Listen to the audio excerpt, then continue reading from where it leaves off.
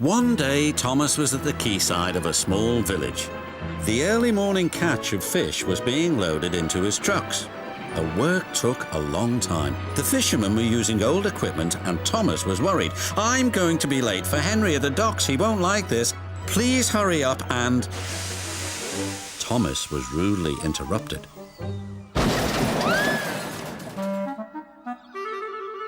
His driver and fireman laughed. "Phew," sniffed Thomas. "What a pong!" He was glad when they were speeding along the beautiful coastal run. As they approached the lighthouse, they saw a man waving a red flag. "What's the matter now?" "High tides are damaging the track," reported the man. "I've marked the spot." "We'll go and inspect," said the driver.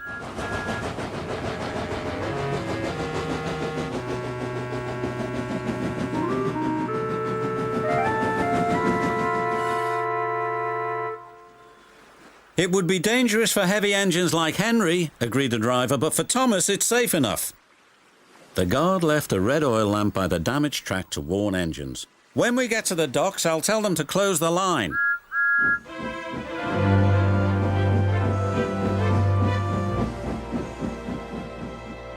Henry was waiting anxiously for Thomas's trucks.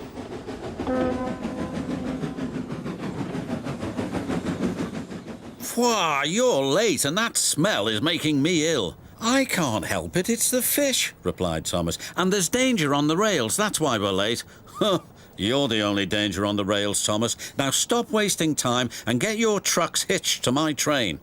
Thomas's driver and fireman were in the yardmaster's office when they heard Henry's whistle. There he was, steaming out of the station with his long, heavy train called the Flying Kipper. "What route is Henry taking tonight?" asked the driver. "The coastal run, it's the quickest." "But I told you, that's dangerous for a big engine like Henry." The yardmaster quickly phoned the signalman. Henry roared past the signal box. "I'll soon make up for lost time." The signalman was answering the telephone but couldn't hear the warning. By the time he did, Henry was far away in a cloud of steam. But when Henry reached the coastal track, his hopes for a fast run were dashed. Fog floated everywhere.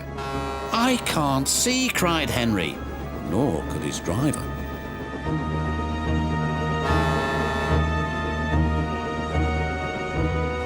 When he could, it was too late.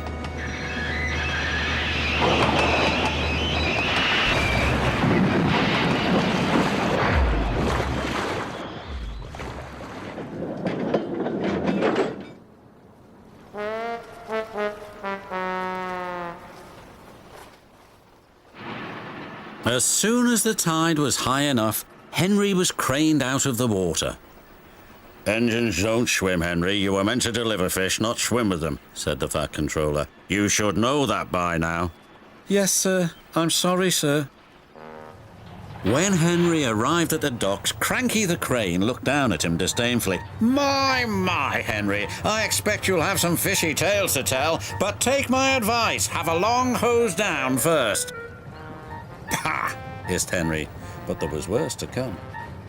"Look," said a child, "they've caught all this fish and a green whale too. It's not a whale, it's a monster." Henry was most upset. Thomas now felt sorry for Henry. "Come on, your driver says it's time for a nice hot washdown. Then you'll feel much better." And Henry did. "I'm sorry I was rude to you, Thomas." "Oh, that's all right.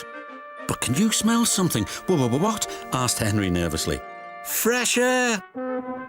"Oh, yes," replied Henry.